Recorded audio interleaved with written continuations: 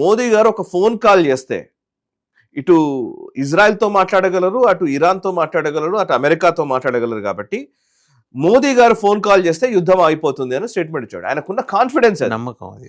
ఎందుకు ఆ కాన్ఫిడెన్స్ వచ్చి ఉంటుంది అని అడిగితే నాకు ఇంకొక లైన్ కూడా కనబడుతుంది. మీరు బ్రిక్స్ దేశాలు అంటాం మనం. బ్రిక్స్ దేశాలకు సంబంధించి అందులో మేజర్గా 5 దేశాలు Brazil, Russia, India, China, south Africa ఉన్నాయి కదా. ఈ బ్రిక్స్ ప్లస్ అయింది ఇది. మీరు ఇంతకు ముందంతా కేవలం 5 దేశాలు మాత్రమే ఉండేది. ఇప్పుడు దీంట్లో ఇరాన్ వచ్చింది, ఇండోనేషియా వచ్చింది, ఈజిప్ట్ వచ్చింది, ఈ దేశాలు కూడా వచ్చాయి. ఇండియా, యుఏఈ కూడా వచ్చింది 2024 తర్వాతనే యుఏఈ కూడా వచ్చింది. అంటే బ్రిక్స్ దేశాల జాబితాలోకి అటు యుఏఈ, ఇటు ఇరాన్ 2 దేశాలు ఉన్నాయి. సరే, అఫ్కోర్స్ ఇండోనేషియా మిగతా పక్కన పెడదాం.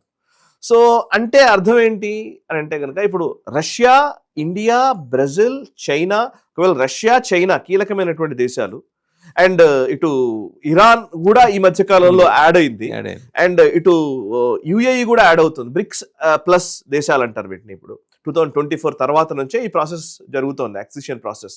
సో ఇట్లాంటి టైంలో యుఏఈ అంబాసిడర్ ఇచ్చిన స్టేట్మెంట్కి డెఫినెట్గా వాల్యూ ఉంటుంది.